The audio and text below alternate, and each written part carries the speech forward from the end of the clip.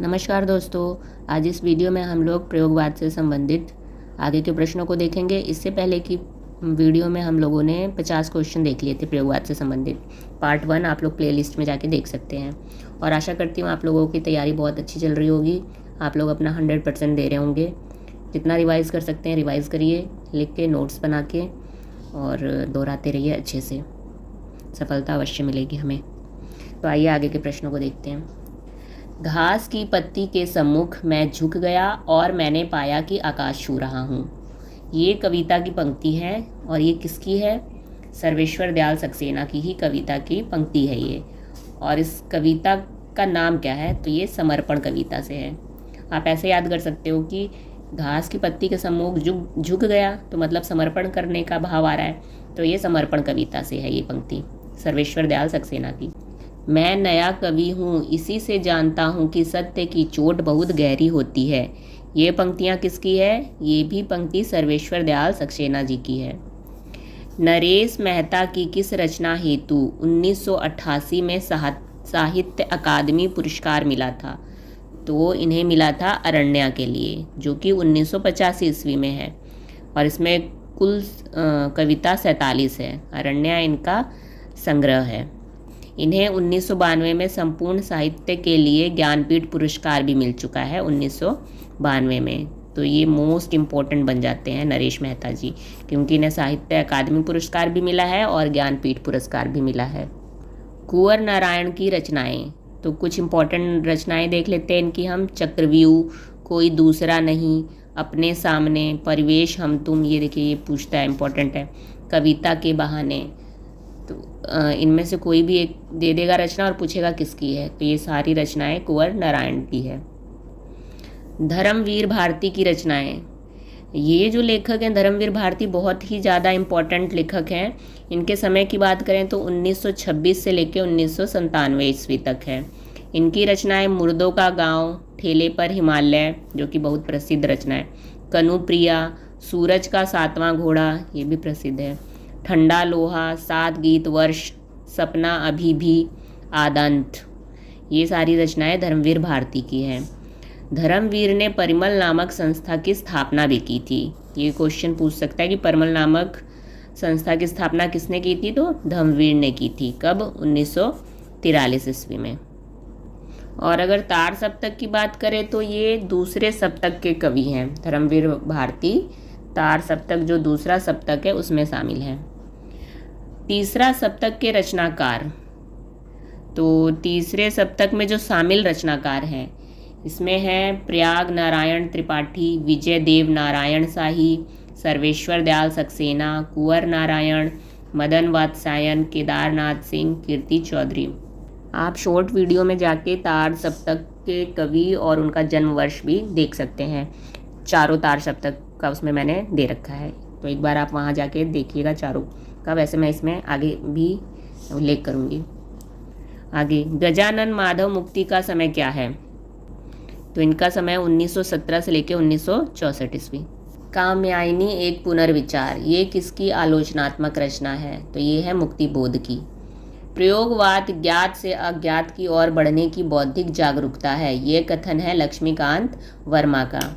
प्रयोग अपने आप में इष्ट नहीं है, वह साधन है और दोहरा साधन है, क्योंकि एक तो वह उस सत्य को जानने का साधन है जिसे कवि प्रेषित करता है, दूसरे वह इस प्रेषण क्रिया को और उसके साधनों को जानने का प्रयास है।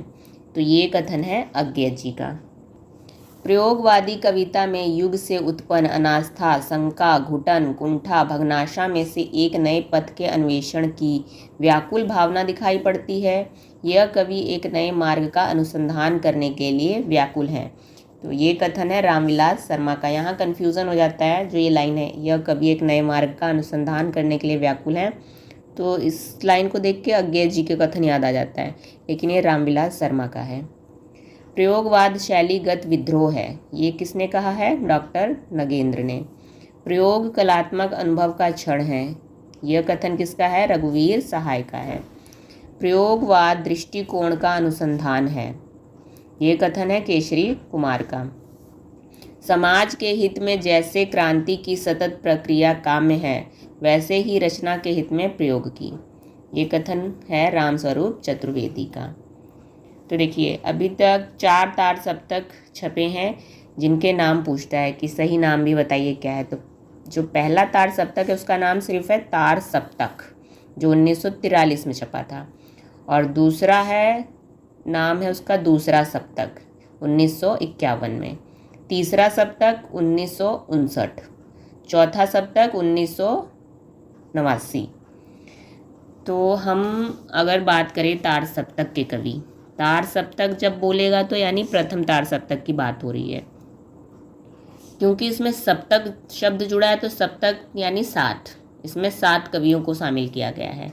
तो तार सप्तक पहले वाले सप्तक की बात हो रही है, उसमें 7 कवि कौन कौन से हैं? अज्ञे, रामविलास शर्मा, मुक्तिबोध, प्रभाकर माचवे, नेमी चंद्र जैन, गिरजा कुमार माथुर, भारत भूषण अग्रवाल। आप इसे ऐसे शॉर्टकट याद कर सकते हैं, आराम, पीजी, नेभा, ये सीक्वेंस है। आ से अज्ञे पहले हैं, रा से रामविलास शर्मा, म से मुक्तिबोध, फिर पी से प्रभाकर माचवे, जी से गिरजा कुमार माथुर, प्रभाकर माचवे के बाद गिरजा कुमार माथुर आएंगे, फिर ने से नेमी चंद्र जैन, भा से भारत भूषण अग्रवाल। तो ये 7 कवि थे तार सप्तक के। प्रथम तार सप्तक का नाम ही है तार सप्तक। और अगर हम दूसरे तार सप्तक की बात करें तो उसका नाम है दूसरा सप्तक। इसमें कौन कौन से कवि शामिल है? शमशेर बहादुर सिंह, नरेश मेहता, धर्मवीर भारती, रघुवीर सहाय, भवानी प्रसाद मिश्र, शाकुंत माथुर, हरिनारायण व्यास। तो आइए तीसरा सप्तक और चौथा सप्तक के कवि देख लेते हैं। तीसरा सप्तक में मदन वात्सायन, कुंवर नारायण, केदारनाथ सिंह, कीर्ति चौधरी, प्रयाग नारायण त्रिपाठी, सर्वेश्वर दयाल सक्सेना, विजय देव नारायण शाही, ये तीसरे सप्तक के कवि हैं। और चौथे सप्तक कवि हैं राजेंद्र किशोर, अवधेश कुमार, नंद किशोर आचार्य, सुमन राजे, स्वदेश भारती, श्री राम वर्मा, राजकुमार कुंभज, ये है चौथे सप्तक के कवि। अज्ञेय का समय क्या है? 1911 से लेकर 1987 ईस्वी तक।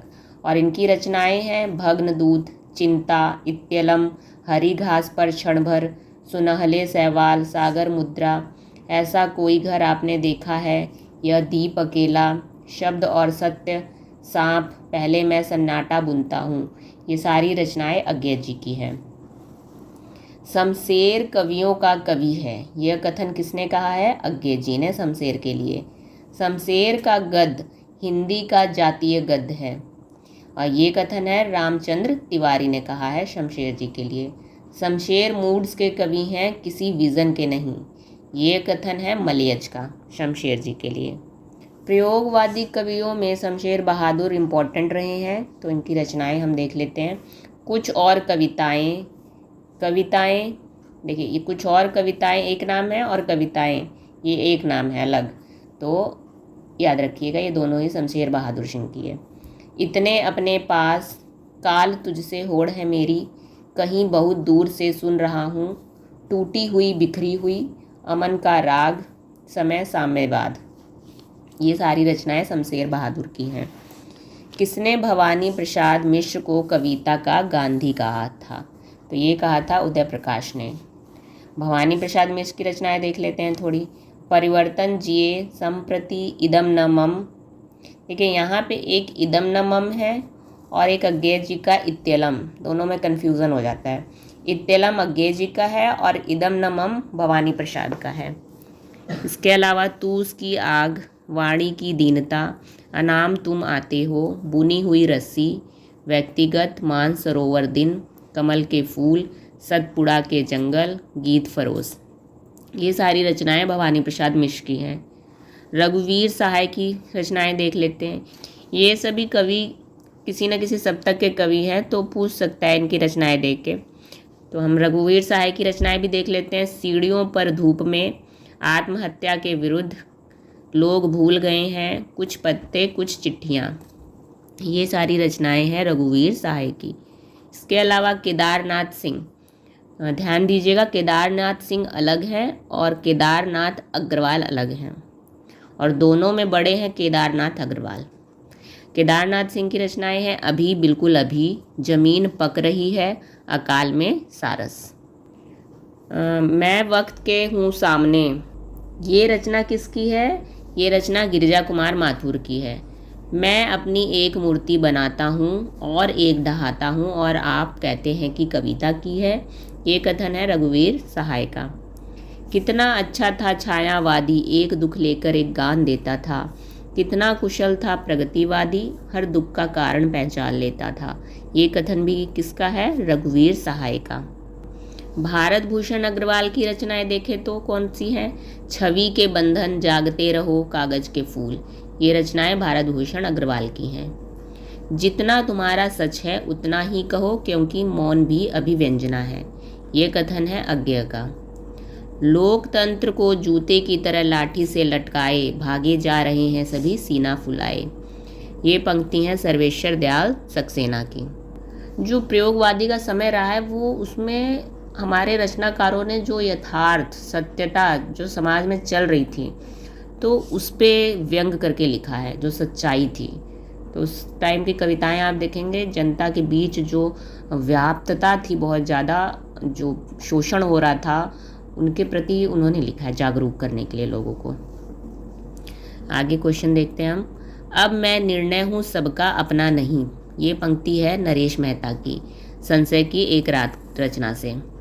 ये तब संशय की रात तब की लिखी जब राम प्रभु पे लिखी गई है, जब उनका युद्ध हो रहा होता है रावण से। तो वो सोचते हैं कि क्या एक सीता के लिए इतना बड़ा युद्ध करना ज़रूरी है, तो वो संशय में आ जाते हैं। तो उन्हें समझाया जाता है नहीं, ये युद्ध सिर्फ सीता माता की वजह से नहीं हो रहा है, वो तो राक्षस है जिसने अत्याचार कर रखा है जनता पे, सब पे कर रखा है, तो जनता को भी बचाना है, तो इसलिए ये युद्ध करना होगा आपको। तो ये अब मैं निर्णय हूँ सबका अपना नहीं, ये संशय की रात पंक्ति से लिया गया है। ये किसकी है? नरेश मेहता की। बाघ किसकी लंबी कविता है? तो ये है केदारनाथ सिंह की। अच्छा, लोग सोचते हैं कि एक स्त्री की वजह से पूरा रामायण हुआ, एक स्त्री की वजह से पूरा महाभारत हुआ, मतलब कि ये सब होने की वजह स्त्री है। ऐसे क्यों नहीं सोचते कि नहीं, एक स्त्री की वजह से जो समाज में व्याप्त राक्षस प्रवृत्ति के लोग हैं उनसे छुटकारा मिला, लोगों को आज़ादी मिली, बागियों को। क्योंकि जो महाभारत हुआ तो ऐसा नहीं था कि सिर्फ द्रौपदी पे हो रही थी, वो द्रौपदी की वजह से हुआ नहीं। अब वो स्त्री एक बहाना, रीज़न बनी, उनके बहाने पूरी जनता, पूरी प्रजा को मुक्ति दिलानी थी ऐसे राक्षसों से। और सीता जी की वजह से नहीं हुआ ऐसा। हाँ, वो रीज़न बनी कि हाँ, उनकी वजह से अब रावण जो राक्षस था उसको पूरी प्रजा के प्रति जो वो अत्याचार कर रहा था उससे मुक्ति दिलाना था। लोग सोचते नहीं, स्त्री हुई वजह नहीं, तो ऐसा नहीं है, हमें पॉजिटिव चीज़ देखनी चाहिए। आगे देखते हैं हम प्रश्न। नरेश मेहता की रचनाएं। नरेश मेहता इम्पोर्टेंट हैं कवि प्रयोगवाद में। वन पाखी सुनो, बोलने दो चीड़ को, महाप्रस्थान सबरी, ये नरेश मेहता की मुख्य रचनाएं हैं। यहाँ से प्रश्न हो सकते हैं। जिस तरह हम बोलते हैं उस तरह तू लिख, और उसके बाद भी हमसे बड़ा तू दिख, ये पंक्तियां हैं भवानी प्रसाद मिश्र की। जमीन पक रही है, इसके रचनाकार कौन है? केदारनाथ सिंह। और केदारनाथ का समय 1934 से लेके 2018 ईस्वी तक। अब कुछ प्रमुख रचनाकार और उनके जन्म निधन की बात करें तो अज्ञेय 1911 से 1987 ईस्वी तक, रामविलास शर्मा 1912 से 2000 ईस्वी तक, मुक्तिबोध का समय है 1917 से 1964 ईस्वी तक, भारत भूषण अग्रवाल का समय है 1919 से लेके 1975 ईस्वी तक। नरेश मेहता को किस रचना हेतु 1988 में साहित्य अकादमी पुरस्कार मिला? तो इन्हें मिला था अरण्य हेतु। किसने प्रपदवाद को रूपवाद या कलावाद कहा है? तो ये कहा है डॉक्टर बच्चन सिंह ने। किसे कविता का गांधी कहा जाता है? तो कविता का गांधी भवानी प्रसाद मिश्र को कहा जाता है। टूटी हुई बिखरी हुई, ये किसकी रचना है? शमशेर बहादुर सिंह की रचना है। अचानक हम फिर, ये भी कविता है। इसके रचनाकार कौन है? नेमीचंद्र जैन। समय देवता किसकी प्रसिद्ध एवं लंबी कविता है? तो ये नरेश मेहता की है। प्रमथ्यु गाथा किसकी प्रसिद्ध कविता है? धर्मवीर भारती जी की है। किसने अंधेरे में कविता को अपराध भावना का अनुसंधान कहा है? ये कहा है रामविलास शर्मा ने। दीवा स्वप्न के रचनाकार कौन है? रामविलास शर्मा। तो आज इस वीडियो में हम लोगों ने प्रयोगवाद से संबंधित 100 प्रश्न पूरे कर लिए हैं। आशा करती हूँ कि आप लोग को प्रश्न श्रृंखला अच्छी लग रही होगी। हाँ, आपसे रिक्वेस्ट है आप लोगों से कि इन प्रश्नों को नोट करिए और बार बार रिवाइज करिए। जितना आप दोहराएंगे उतना दिमाग में सेट होगा। हमें ये रचनाकार नाम याद होंगे अच्छे से। तो अगर आपको वीडियो अच्छी लगे, हेल्पफुल लगे तो प्लीज़ लाइक और सब्सक्राइब ज़रूर करिए। धन्यवाद।